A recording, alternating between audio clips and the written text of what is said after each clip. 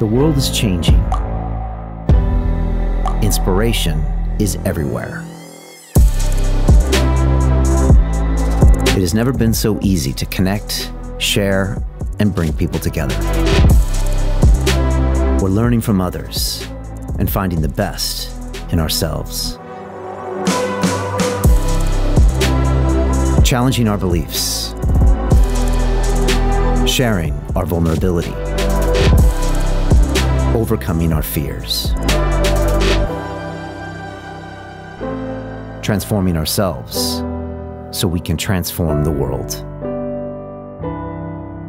How far can we go? This is London Real. I am Brian Rose. My guest today is...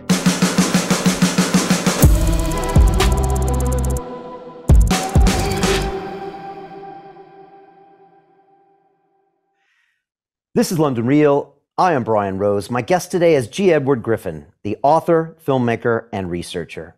You are the founder of Freedom Force International and the creator of the Red Pill University, with the mission to popularize a global coalition for the victory of individualism over collectivism and liberty over tyranny. You've written a number of best-selling books, including The Creature from Jekyll Island, which looks at the secret formation of the Federal Reserve and inspired a number of leading thinkers, including our friend Robert Kiyosaki. You were a central figure in the recently released documentary film Plandemic 3, The Great Awakening, where you discussed how communism is taking over America in a war to control the minds of the people. Ultimately, you believe that we must act now to stop the central bankers from destroying our freedoms and ushering in a new monetary system that will leave the vast majority of us with nothing. Ed, welcome to London Real. Well, thank you for that great and succinct introduction. It's a pleasure to be here. It's a pleasure to have you. And I think I'll start with the way a lot of people here probably know who you are. And that was this incredible presence you had in Mickey Willis's recent film, The Great Awakening, which is also known as Plandemic 3. We've actually had Mickey on the show and Dr. Martin and Dell. We actually had all of them back on the show 3 years ago, and we helped live stream the first Plandemic, the second Plandemic, and we also live streamed the one you were in.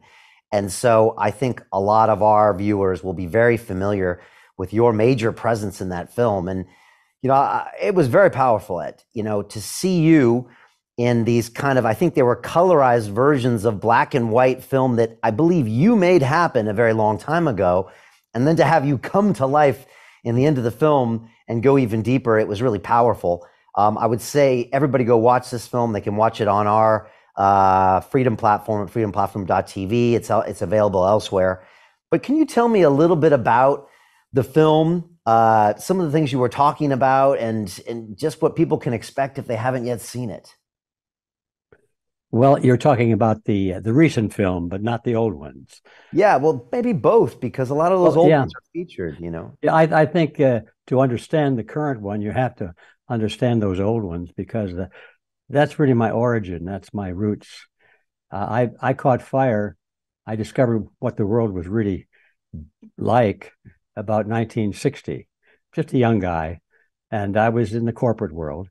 I had gone to school. I thought I was going to be into communications and acting and all that sort of thing. I went to school to have fun, you know, like a lot of people do.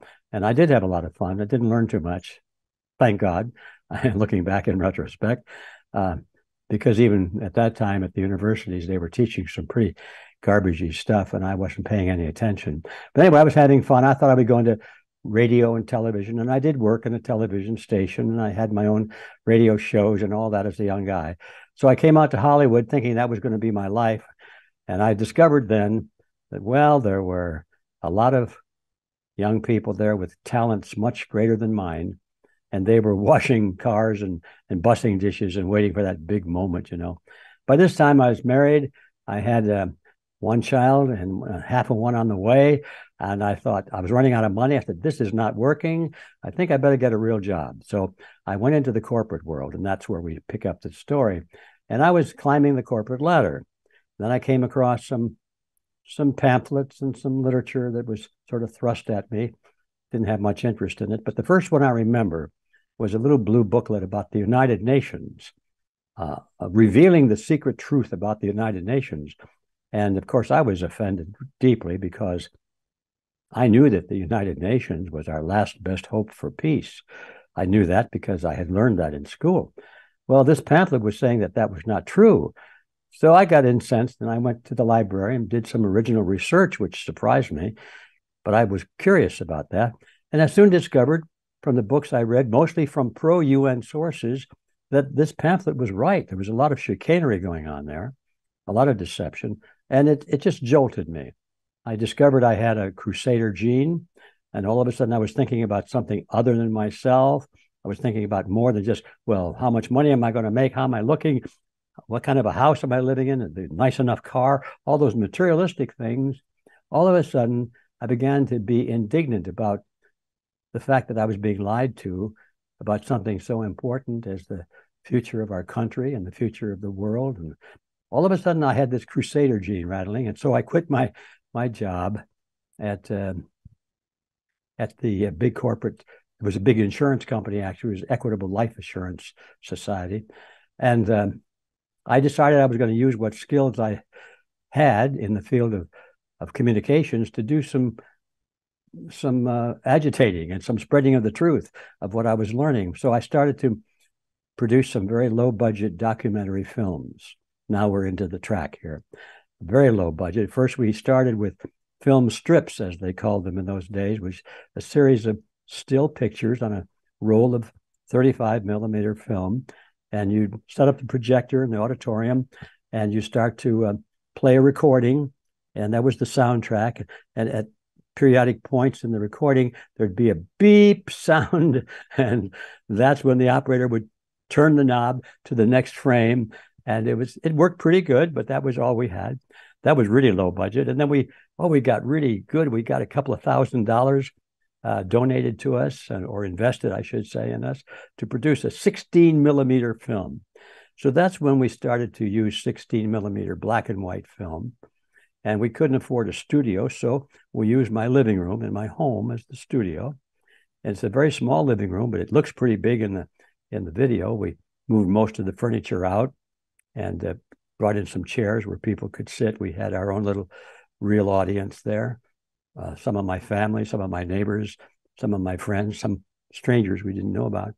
And so that's what we did. We recorded my presentation sitting on a bar stool in my living room before a group of about maybe 22 people, 25 people. And we plunged into some pretty deep stuff. And that's how it all started. And I made it a beginning with that. These films were, well, they were cumbersome. They came in cases, and if you had a 90-minute film presentation, it usually required 2 rolls of film, and that had to be developed, and it was expensive. And by that I mean, in those days, I think we sold those for about $350, which is a huge amount of money. So obviously we didn't sell a lot of them, but we sold enough to make our money back and produce another film, which is how this whole thing started. So I talked about, in those days, I talked about the grand design, which was the communist revolution. Well, the grand design, really, I got that backwards, was about our foreign policy. And the one about communist revolution was called More Deadly Than War. And I did some things like that. And they were all in black and white. And naturally, most people were not interested in what I was saying. It really, I don't think it had too much to do with my inability to capture their attention. It's just that in those days, things were good. Who was worried about communism in America? Why, you got to be kidding. That's never going to happen in America. So people weren't interested. And I could see that the strategy that I had learned about was under play already. A little backstory on that might be of interest to your viewers. Is when I first started to become interested in these issues, I had a lot to learn. I sort of fell into the pattern that most people at that time were in who were concerned of these issues. And that pattern was to be concerned about communism. Well, there was good reason for that, because if you remember back in those days, communism was taking over the world, had already taken Russia, had taken the Middle East, I should say the Eastern Europe, it had taken Cuba, and it was working very actively in South America, Latin America, and we had a communist party in the United States. So all of a sudden you think, my gosh, well, these guys are serious. They're planning on taking over the world. So I became very concerned and interested in communism. What's this all about? I didn't understand it. So I decided I would go down to the communist bookstore in Los Angeles. It was called the People's Bookshop down at Larchmont Street. And for all I know, it's still there. I don't know, but it was there then, and it had a strange group of people in there. Some looked fairly normal, but a lot of them were more of the hippie types, you know, and the young comrades were in there volunteering their services. So I walked in. Of course, I've got my business suit on. I got my sideburns and the narrow tie. I'm strictly from the corporate world, and I felt really out of place in that bookstore, but they welcomed me. They tried to recruit me into the party. They invited me to some study groups, I think they called them. They were recruiting funnels. And so I wanted to learn about communism. I really did. So I bought a lot of books. In fact, I think I bought all of them. I still have them in my library, and I actually read them. I say actually read them because I discovered quickly that most of the comrades down there had not read them. They were selling them, but they had not read them. Their level of understanding of Marxism, or Marxism-Leninism, as another branch of it is called, was very shallow. These guys and women were working on slogans, and just slogans mostly, and illusions, and it all sounded good, like from each according to his ability, to each according to his need. It's a nice slogan. What's wrong with that? Who could possibly be opposed to that? It's the basis of Christian charity, isn't it? You know, let's be against war and fascism and no exploitation of the poor and so forth. Let's bring peace to the world and get rid of racism and all these things. Well, let's sign me up. Let's go.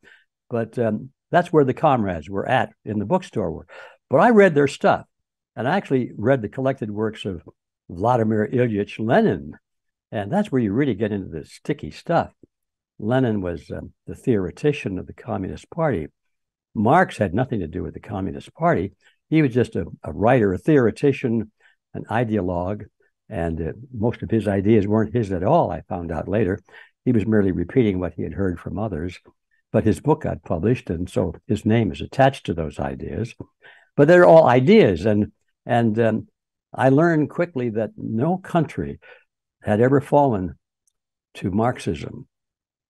No country had ever fallen to the theories of Karl Marx in Das Kapital and the Communist Manifesto, because it was all theory about social order and economics and markets and things and exploitation of the worker. It was all the hype to get people angry and say, we've got to do something better than that. Where you really get into the nitty-gritties is where you start to read Lenin. Now, Lenin was a Marxist, of course. That was the foundation of his whole ideology. But he came to the very practical conclusion that theoreticians don't come to power. Militants come to power. People with guns and bayonets come to power, but not people who write books. And he said, comrades, our objective is not to win a debate. Our objective is to come to power. And so he formed the Communist Party and developed strategies and tactics, not to win debates or to win the hearts and the minds of the people, but to come to power. And that's where you really learn about what we're up against. Because his theme, although he was a prolific writer and wrote many, many, many essays, there was a theme that ran through almost all of them. And it went something like this.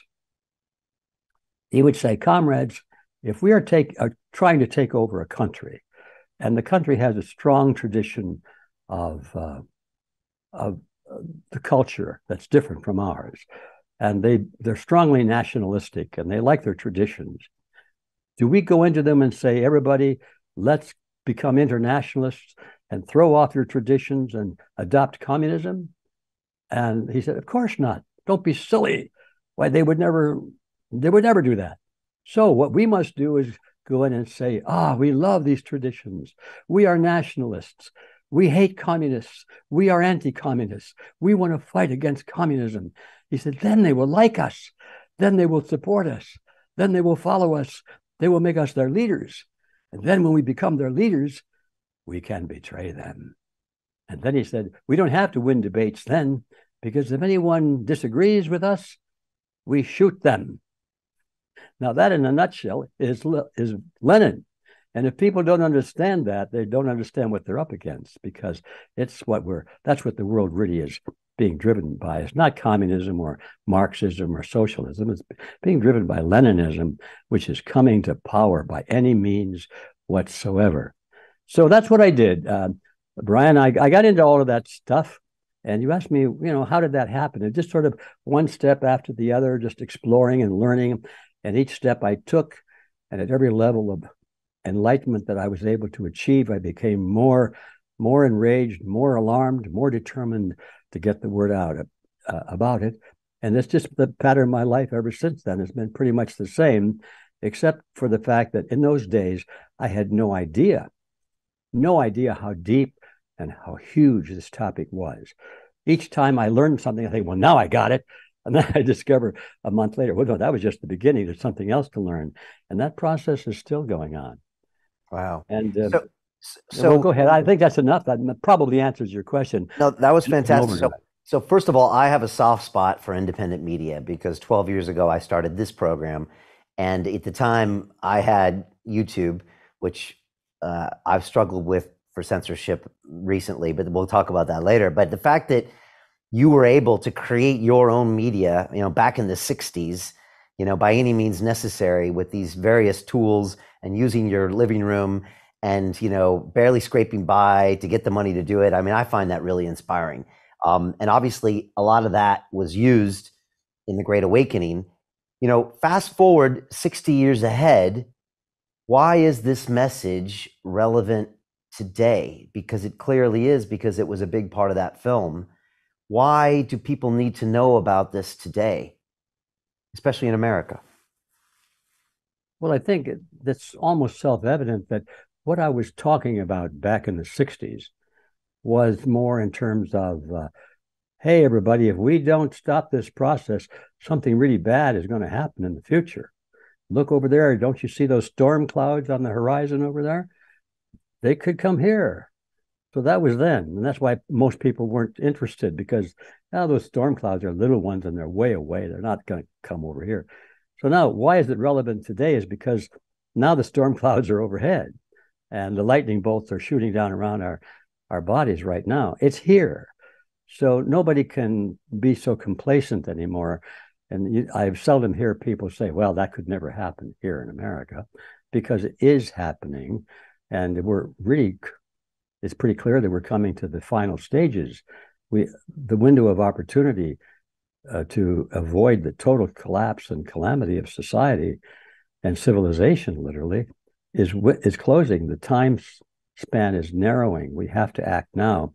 So even the most willfully blind person to these things has to admit that it's happening, and it's going to affect their lives very negatively if they don't do something about it.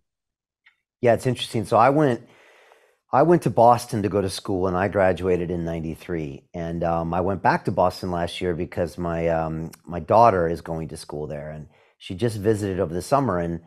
And I kind of asked her in passing, I'm like, are people really talking about communism there? And she's like, yeah, the students talk about it seriously, like it's a viable option. And that wasn't happening in my school in '93. I remember seeing the Che Guevara shirts, and stuff was coming out. But, it was interesting for me to hear what's actually being talked about on university campuses, let alone what you're seeing the population talk about, let alone if you start taking it down the road of, the Federal Reserve and, CBDCs and UBI and all these other things that are coming. What are the things that you're seeing that shows that there are a part of the population that is really trying to go into socialism, which maybe then goes to communism? What are the things that you see that are these lightning bolts around us? And how do you make those things clear to people as dangers? That's a tough one to answer because it's a tough one to know where to start. There's so many things. I think all of the items that are of concern to me are destructive in nature. And by that I mean they're destructive of those pillars of tranquility and prosperity and liberty that we've enjoyed. I've enjoyed it most of my life. I mean, I've always been free to travel wherever I wanted to. I've always been free to express an opinion, even if it was unpopular. I've always been free, to say what I want, no matter, as long as I don't lie and injure their reputation or cost them their jobs or something like that. I can say, I don't like you. I think you're a so-and-so. I don't like your attitude. You're always too negative. You're always looking for faults. I could say that. Today, I can't do that. Somebody will say, well, you hurt my feelings, and I could go to prison. So that kind of thing, it wakes you up when you're used to having this thing called liberty and living in a system of freedom. And you see all these liberties and freedoms being taken away one by one, and with the approval of everyone. Everybody says, well, yeah, we don't like that, but it's necessary, for the greater good. It's necessary for society. If we don't do all these things we don't like to do, well, it's really good. Then it's really going to be bad. So in order for us to be good citizens and to do what we should do as good boys and girls, we have to go along with these tyrannical directives. That's what scares me the most, is the fact that people have conditioned themselves to think that they have to comply with this growth of tyranny because it's for the greater good of the greater number. And of course, that is one of the dictums of collectivism, is that any atrocity, any assault against our liberty, anything that's unreasonable or horrible can be justified as long as you can say that it was for the greater good. We can have false attacks on Pearl Harbor, which we did, and then we explained it to the people. Well, that was an act of statesmanship that President Roosevelt did to get us into the war, because if we had waited any longer, then the casualties of war would have been greater. And so you see, by getting into the war quicker and by deliberately killing 3,000 or 4,000 American sailors and convincing them that we didn't know about the pending attack and all that sort of thing, that was an act of statesmanship. And on it goes. You can look at 9/11. We knew that those guys were coming, and we didn't really do anything about it because we needed to get into this war against terrorism and back in the Middle East. And also we had to solidify our oil pipelines and a few things like that. So it was for the greater good, especially for the greater good of Americans. So to answer your question, I think the most alarming thing to me is that not all of these negative things that are happening, but that they're happening with so little pushback and so little concern on the part of the people that it's affecting. And they're taking it, they're accepting it because of this mantra of the greater good of the greater number. And now we're back to this issue of collectivism again, because that is one of the cornerstones of collectivism, is the false belief that these things are for the greater good. And how did we get here? I mean, when you talk about in the 60s, how the communists are infecting all things around the world, how they plan on doing it, how they plan on stirring up social disorder, was this them running their playbook, or was this something that also happened organically, or is this something that is going to potentially... To continue watching the rest of the episode for free, visit our website londonreal.tv or click the link in the description below.